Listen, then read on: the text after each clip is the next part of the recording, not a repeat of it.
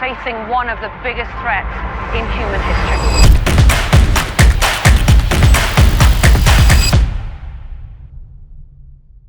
Welcome to ASEAN People Speak, Season 4. I am Regine Jessica Well, your host for this podcast. For our second episode, we are diving into the history and recognition of Indigenous peoples in ASEAN relating to environmental rights.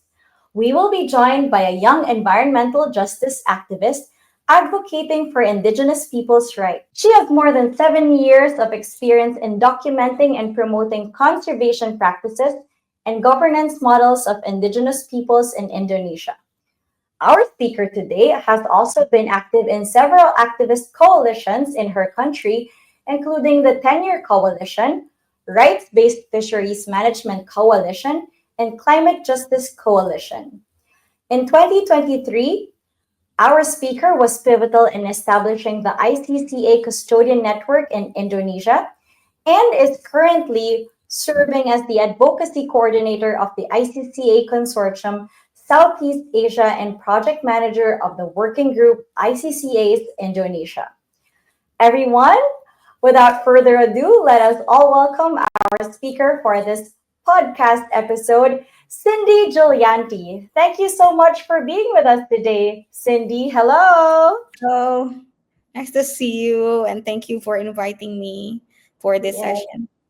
and wonderful to see you as well. So I hope everything is going well there in Indonesia. And we're so glad that we're really having different speakers from different ASEAN countries every season. So thank you for joining us today. I guess we just want to start off first with we want to get to know more about you and what you do. Can you just tell us a little bit about the ICCA first?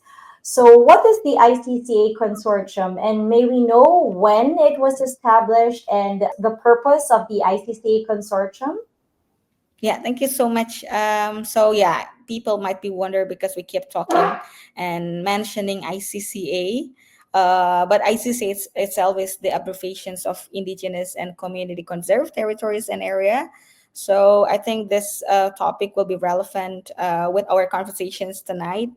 And we basically the ICC itself the abbreviations of that, but and in the context of the movement, so there's like a big movement in the global and subnational, national and regional level to promote actually indigenous and local community-led conservation practices. So because of that, when it talks about ICCA consortium, it's a global movement.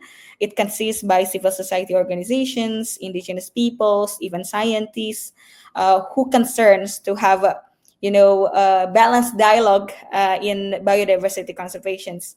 That right now, I think we're not talking only about biodiversity conservations, but it will be more on the rooted conservation practices that carry out by our culture, even in all around the world. So that's why our main issue is really to promote and to support the recognitions of such indigenous-led conservation practices.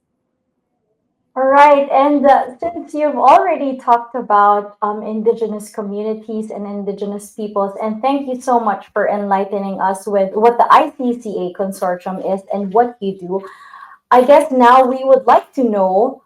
We understand that indigenous peoples in ASEAN are traditionally related to the environment, and it's really, really very much closely related to each other. How do you think, in your personal opinion, or I guess as well in your field and work, how do you think the indigenous people's roles affect in the knowledge play when it comes to environmental conservation? Yeah. I think when we talk about indigenous peoples and conservations of biodiversity in the same place, I think we need to agree upon very long-term colonialized perspective of biodiversity conservations itself in the past. We know that when it talks about conserving certain forests or certain biodiversity or natural resources, sometimes it will affecting something that people call as the exclusion, as the exclusions. And in the past few decades, we've been receiving so many, the fact of the conflict happen in the grassroots level, especially between conservationists in the context of, maybe state as the holder of the protected areas, or certain other institutions with community that live in or inhabited in the area that being declared as a protected areas or conservation areas.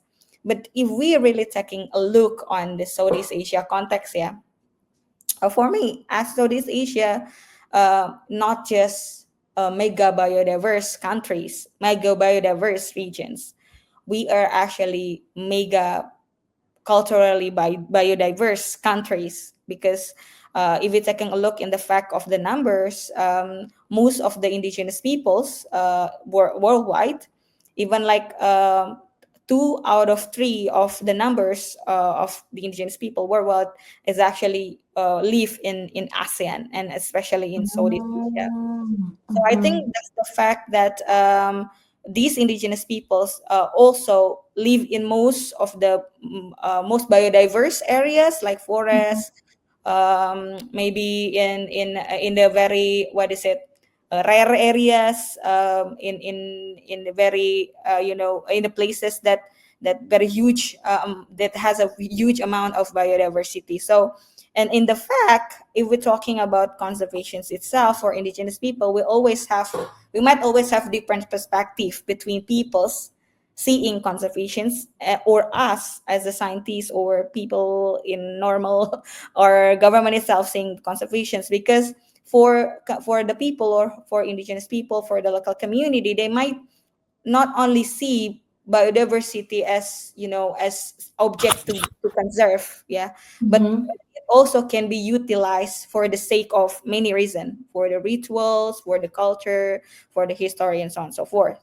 And in the fact, we currently found so many practices of these indigenous led conservations are more effective rather than colonialized perspective of conservation itself, brought by our old, Mm. old way or on conserving certain biodiversity, or nature itself.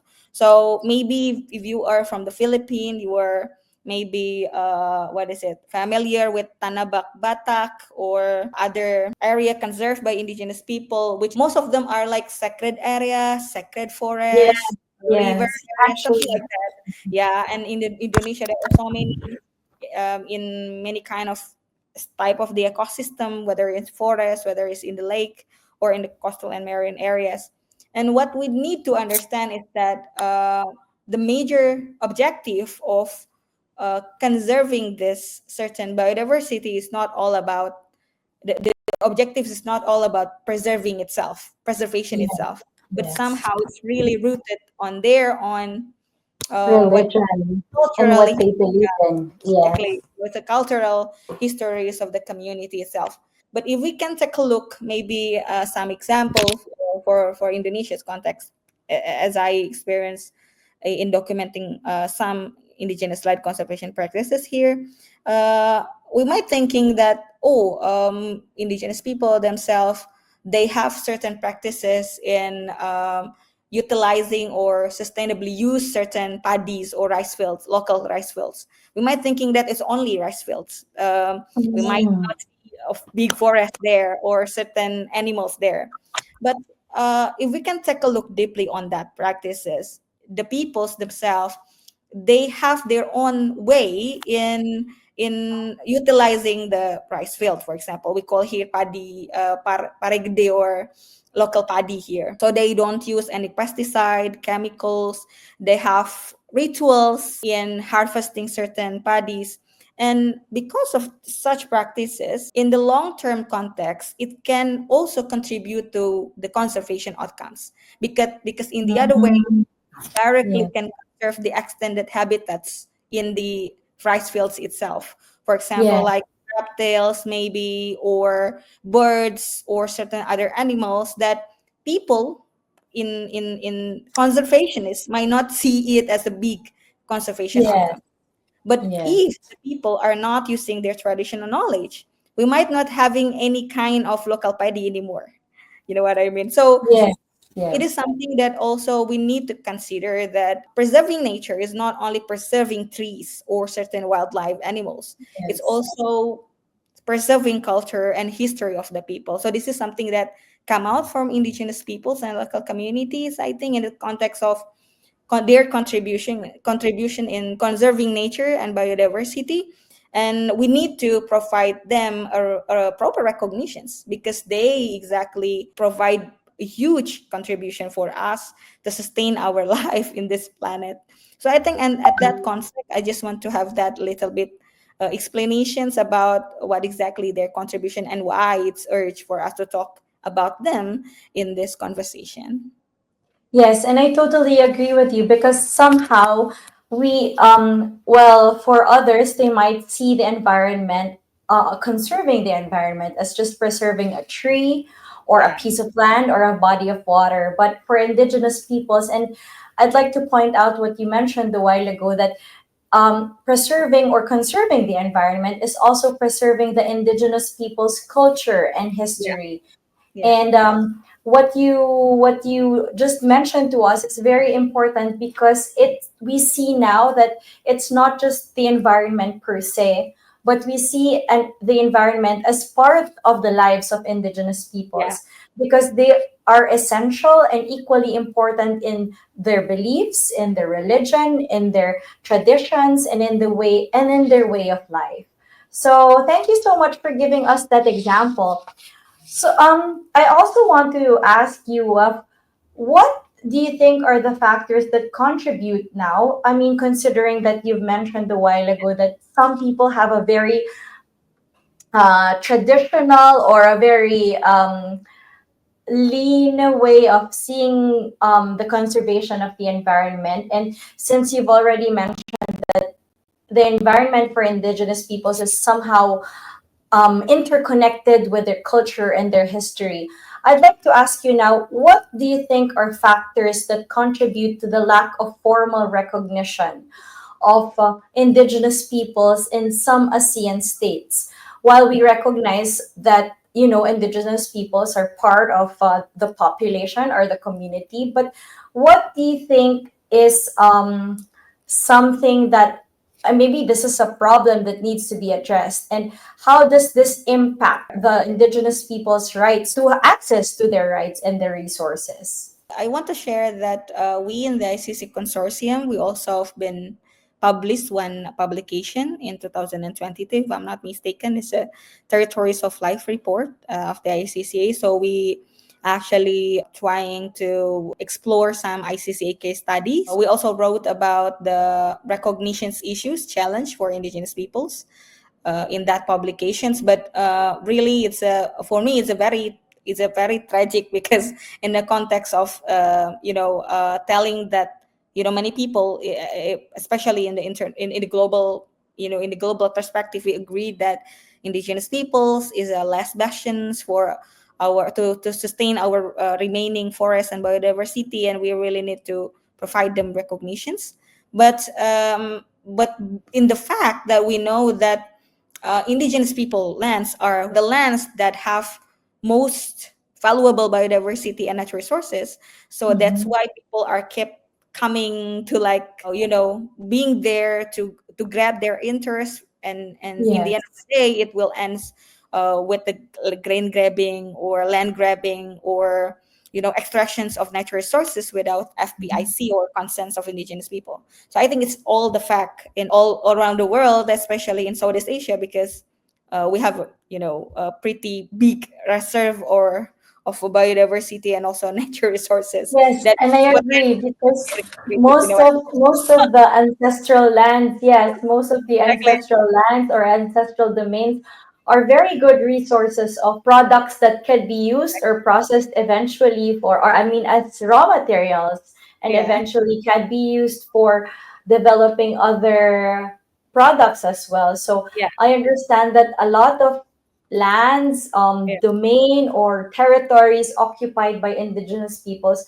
are also valuable not just for them but yeah, also for consumers or yeah, other like corporations or companies that yeah, would yeah, like to extort or get something from them so that they'd be able to develop these materials to something more, to something better, or for as raw materials for other products. So yes, I recognize that that challenge that you have pointed out, and it's really sad because most of our the indigenous peoples, not just in your country and you've mentioned in the ASEAN region, face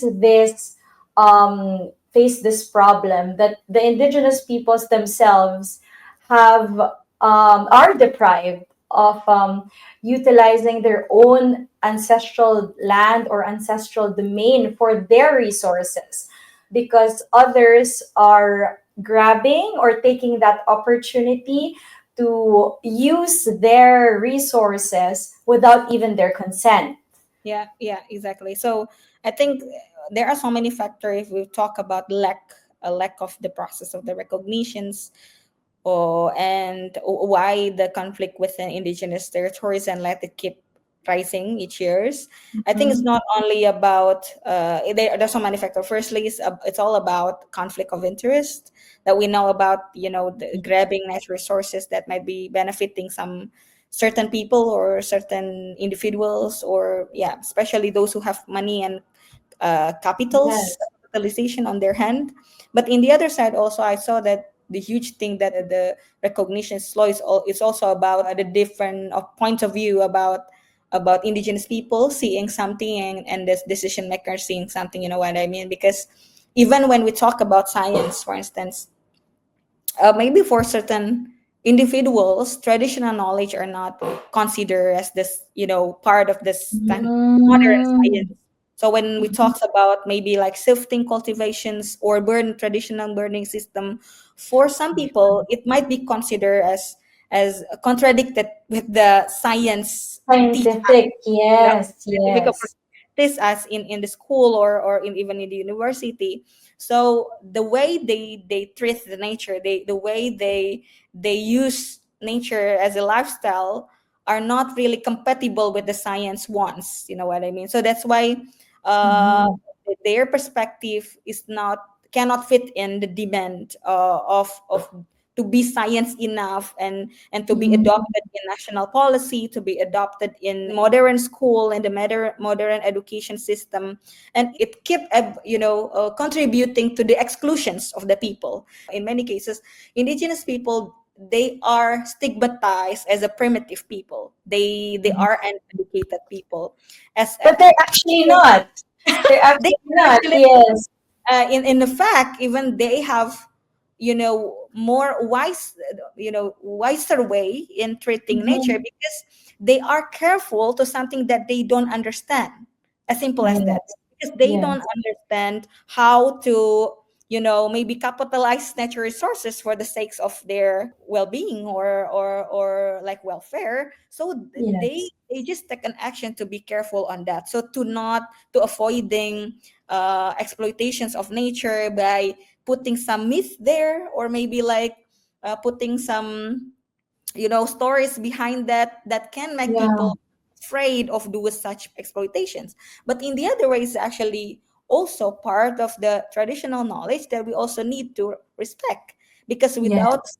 I. without such traditional knowledge, I believe that there will be so many forests may be lost. You know what I Yes. mean? because Yes. I because agree. these myths are keep being there, and the community believes that there's a relations beyond, and the physical relations is the Yes. relation between community and the nature, the community with their ancestor. So they keep Yes. nature to be there with them, because they have to keep it anyway, for so many reasons, for the cultural nutrition. So I think that's what of the most important part of it. It's all about different perspective. But in the other side, I think that's why it's very important the work of organizations, people like us in the ICC consortium, to promote, to document those traditional knowledge, to serve people really quantitative and qualitative data about their Yes. contribution for nature conservation. Yes, and as well to give a different perspective on certain things, because as you've mentioned a while ago, some people may think that the way that indigenous peoples preserve or conserve the environment is not scientific or Yeah, not based on how our, I guess, like the traditional curriculum or a yeah, school-based curriculum would be.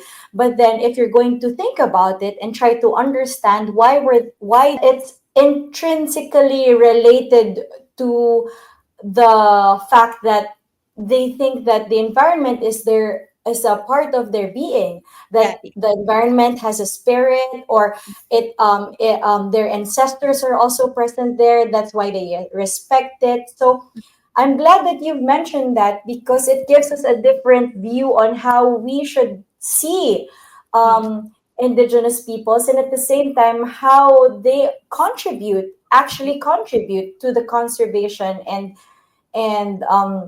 maintenance of the environment.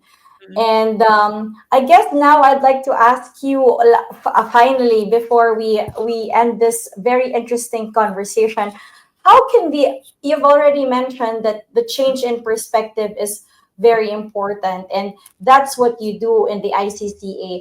But how do you think the ASEAN, particularly the states and national governments and even civil society organizations, how do you think can they collaborate with civil groups and other non-government organizations to promote the rights and environmental contributions of indigenous people? yeah. I think I have some answer of that, but maybe two. Like, first, I want to say that firstly, we have to also understand and aware that indigenous people themselves, they have distinct rights. It's also been mentioned in the UN Declaration of Indigenous Peoples' Rights. And Yes. this distinction is not only about saying or call them as indigenous peoples. It's all about respecting their collective rights, their Yeah. self-determination, their rights to land and territories, their rights to have self-identifications as indigenous peoples. So we Yes. have really know that they are different with minority group and other marginalized group, because they Yes. have collective rights, and this collective rights will be associated with many things, their cosmovisions of land, of territories, and their ancestral and spirituality. So that's the first that we have to acknowledge. If we understand that they have distinct rights, I think the decision maker can understand that the government or the state need to treat them differently with other groups, with other individual or subject of law. And second, I think in the context of ASEAN, I understand that there are so many different stands of indigenous peoples, and especially like in Indonesia context, we might say that, oh, there's no tax of indigenous people in our law. But really, I think when we talks about indigenous peoples here, it's all talks about spirit of what is it? Spirit of struggle, spirit of fights. Oh, All about, okay.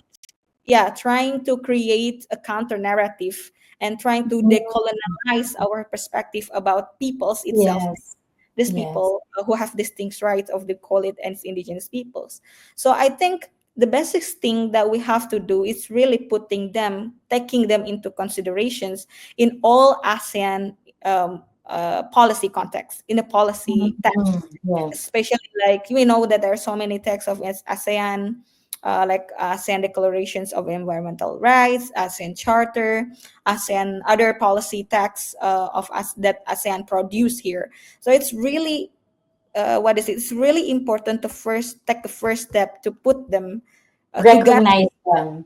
guarantee that they can be in the text, because Yes. it's all the basic fundamental rights to just give it them a space to be recognized, because at the end of the day when we talk about recognition, it will be depend on the national policy, right? I mean, like, even Yes. here ASEAN might be a policy, the one that will be work in the community is national policy, but at least in the context of ASEAN, if we can guarantee and respecting and endorsing their rights, it could be easier for the struggle of indigenous people in national policy context. It's like boomerang, you know what I mean? Especially Yes, the yes. for the ASEAN countries that struggle with conflict, maybe, Mhm. or ASEAN country that might be the recognitions of indigenous peoples, or other. We know that many ASEAN countries now still struggle with their political situations, and it Yes. will really affecting indigenous peoples recognition here.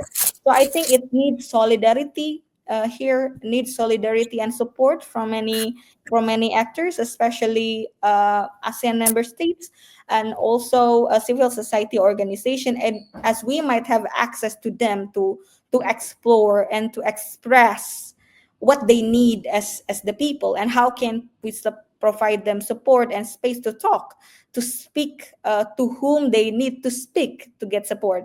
It's not all about resource mobilizations, but it's all about share solidarity, uh, Yeah. share to have also same space to get spotlights, to be heard. Yeah, it's a basic Yeah. fundamental rights, I think. So it's very, for me, I think it's very important to guarantee they can be there in the text of all policies in ASEAN, but also we need to work hand in hand to give them support and spaces to express their rights. All right. And I think that's a beautiful way to actually end our conversation this in this episode, because you've mentioned that it's not just giving them the recognition, but I guess providing opportunities as well for their voices to be heard. And Yeah. that speaks a lot when it comes to recognizing, not just in, having declarations or policies, but giving them a chance to be heard, to speak out, and to also express themselves in different forums or in different ways as well. So, thank you so much, Shindy, for everything that you've shared with us tonight. Thank We've you. learned a lot from you, and thank you for giving us that different but enlightening perspective as well when it comes to indigenous peoples, not just in Indonesia, but more importantly in ASEAN, and how they play a very significant role in the history and the recognition of climate change, climate justice, and environmental rights. Before we end our episode today, I'd like to ask you if there's anything that you would like to promote or tell our audience before we say goodbye. Yeah, maybe just a little bit information for you those who are interested to also be a part of the ICCA consortium Southeast Asia. We really welcome individual or organizations to be part of us. We have three mainstreaming issue. It's documenting ICCA, which means that documenting traditional knowledge and conservation practices of indigenous peoples. We also have issues or main issue in advocating and campaigning for indigenous peoples and local community rights. We also have concerns on sustaining ICCA, which means that concern more on sustainable livelihood or indigenous people's lifestyle for conservations and community empowerment. Those who are interested to learn more about us, you can take a look into our website in the iccaconsortium.org. You can also see many ICCA case study in the ICCA registry.org. Thank you. All right. Thank you so much, Cindy. That's all for today for ASEAN People Speak. Thank you so much to our wonderful speaker, Cindy. Thank you for the wonderful insights that you have shared with us today. And thank you all for listening. And thank you so much. And we hope that you can join us again next week. Don't forget to hit that subscribe button on Spotify to stay updated and never miss an episode. You can also stay connected with us on Facebook, Instagram, and YouTube by following at WGSCNHRMEC. And you can also visit our website at ASEANHRMEC.org. Thank you so much, guys, for today, and we hope to see you again. Until next time, stay informed and stay engaged. Goodbye.